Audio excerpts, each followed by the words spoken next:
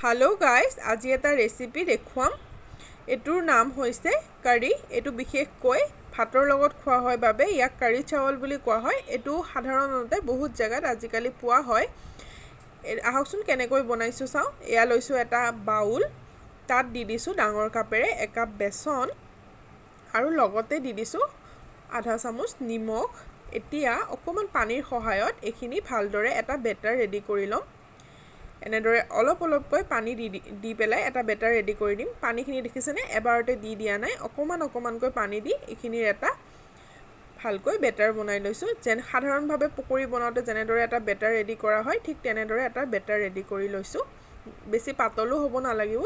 আৰু বেছি ডাঠু হ'ব নালাগিব এতিয়া এখিনি ঢাকি 20 মিনিটৰ বাবে ইয়াক ৰেষ্ট দিম আনফালে আৰু এটা বাউল লৈ লৈছো তাত দি দিছো এক কাপ বেসন এয়া মোৰ বেসনটো লোৱা অকমান কম হল বাবে আকৌ অকমান এড কৰি দিছো সম্পূৰ্ণ এক কাপ বেসন মই ইয়াত ব্যৱহাৰ কৰিছো এয়া চাও আধা দি দিলো আৰু এতিয়া ইয়াত টেঙা দৈ 1.5 কাপ ব্যৱহাৰ কৰিম আপোনালোকৰ যদি দৈটোত বেছি টেঙা নাথাকে আপোনালোকে 2 কাপ ব্যৱহাৰ কৰিব পাৰে মোৰ দৈটো বিশেষ টেঙা বাবে মই 1.5 কাপ ব্যৱহাৰ কৰিছো এখিনি গুটেখিনি এটা গ্ৰাইন্ডাৰ জাৰত দি ভালকৈ এটা পেষ্ট বনাই লম এয়া দেখিছেনে কি সুন্দৰভাৱে হৈছে এখিনি আপোনালোকে হাতেৰেও কৰিব পাৰে হাতেৰে কৰোতে অকমান সময় লাগে বাবে মই এনেদৰে গ্ৰাইন্ডাৰ জাৰত দি এখিনি ভালদৰে এনেদৰে উলিয়াই লৈছো দেখিছেনে কি ধুনিয়াকৈ মিলি গৈছে একো লাম্পছ নোহোৱাকৈ এতিয়া ইয়াত 3 কাপ পানী এড কৰি দিছো এখিনি ভালদৰে মিলাই দিছো আৰু এখিনি ঢাকি ৰাখিছো আনফালে যে প্ৰথমতে খুটি লৈছিলো পকৰিৰ বাবে এয়া চাও এখিনি আকৌ এবাৰ এনেদৰে ফেটি লৈছো আৰু আনফালে এখন ফ্ৰাইং পেনত তেল গৰম হ'বলৈ দিছিলো এয়া চাই লৈছো চেক কৰি তেল গৰম হৈছে নে নাই এয়া দেখিছেনে হৈ গৈছে এতিয়া গেছৰ ফ্লেমটো কম কৰি গুটেইখিনি পকৰি এনেদৰে দি দিম আপোনালোকে সৰুকৈও গুলগুলকৈও ভাজিব পাৰে মই অকমান তেলটো কমকৈ দিছো বাবে এনেদৰে ভাজি লৈছো এনেদৰে ভাজিলে বেছি তেল প্ৰয়োজন নহয় আৰু তেল যিমানখিনি লোৱা হয় সেইখিনিয়ে থাকি যায় আপোনালোকে এবাৰ চেক কৰি চাব পাৰে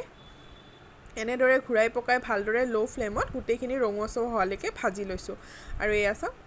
প্ৰথম পাৰ্টটো ভাজা হৈ গৈছে আৰু উঠাই লৈ সেকেন্ড পাৰ্টটো এনেদৰে দি দিছো গুটেইখিনি এনেদৰে দি ভালদৰে এখিনিও ভাজি লম এখিনিও ৰঙচুৱা হোৱালৈকে ভাজি ললো আৰু এনেদৰে উঠাই ৰাখিলো এয়া চাওক মোৰ এখিনি হৈ গৈছে আনফালে এখন কেৰাহীত গৰম হ'বলৈ দিছো আৰু তাত দি দিছো গৰম হৈ অহাৰ লগে লগে মিঠাতেল গৰম হৈ অহাৰ লগে লগে তাত দি দিছো এচামুচ সৰু চামুচেৰে জিৰা ফুটি উঠাৰ লগে লগে দি দিছো পাঁচফোৰণ আপোনালোকে অকল মেথিও ব্যৱহাৰ কৰিব পাৰে লগতে দি দিলো দুটা শুকান জলকীয়া আৰু এই যে খুলটো বনাই ৰাখিছিলো এনে ধৰণে এই বেসন আৰু দৈ এখিনি এনেদৰে দি দিলো আৰু এতিয়া ইয়াত আধা চামুচ দি দিলো হালধি পাউডাৰ আৰু আধা চামুচ দি দিলো কাশ্মীৰী পাউডাৰ এটো জ্বলা নাই খালি ৰঙৰ বাবেহে ব্যৱহাৰ কৰিছো আপোনালোকৰ যদি নাথাকে নিদিলেও হ'ব এখিনি ভালদৰে অকমান টাইম মিলাই লৈছো এতিয়া ডাঙৰ কাপেৰে আৰু এক কাপ পানী ব্যৱহাৰ কৰিছো আৰু এখিনি হাতেৰে লৰাই 15 মিনিট মান সময় ভালদৰে এনেদৰে লৰাই থাকিম ঢাকন নিদিয়াকৈ মিডিয়াম ফ্লেমত এখিনি লৰাই থাকিম আৰু এতিয়া 15 মিনিটৰ পিছত এনেদৰে ঢাকি ৰাখিম এটা উতল আহিবৰ বাবে এয়া চাওক 15 মিনিটৰ পিছত দেখিছেনে কি সুন্দৰভাৱে উতল আহি আছে এতিয়া এখিনি অকমান আকৌ লৰাই দিছো এতিয়া ইয়াত সোৱাদ অনুসাৰে দি দিছো নিমখ আপোনালোকে নিজৰ টেষ্ট অনুযায়ী নিমখটো দি ল'ব এয়া চাওক ভালদৰে লৰাই দিছো দেখিছেনে এতিয়া গেছৰ ফ্লেম লো কৰি দিছো আৰু ইয়াত ভাজি লোৱা এনেদৰে পকৰিখিনি দি দিছো আৰু এনেদৰে ভালদৰে অকমান লৰাই দিছো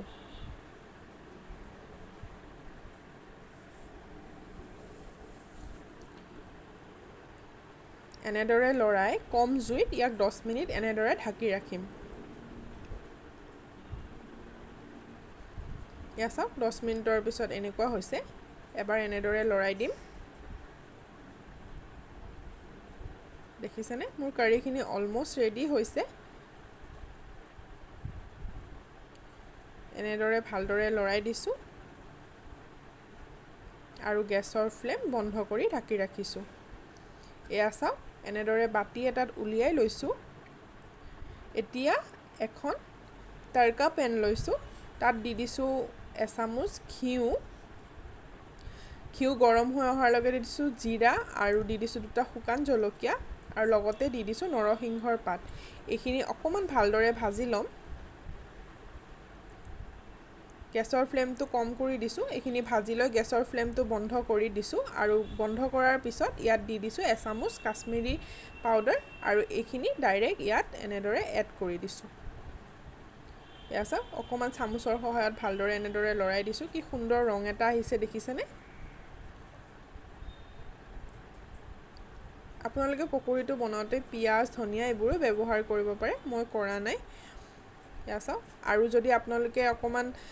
তেলটো বেছিকৈ দি ভাজে তেতিয়াহ'লে আপোনালোকৰ বস্তুখিনি গোল গোল হ'ব। মোৰখিনি অকণমান কমকৈ দিছোঁ বাবে এনেদৰে হৈছে। এয়া চাওক ভাতৰ লগত মই পৰিৱেশন কৰিছোঁ।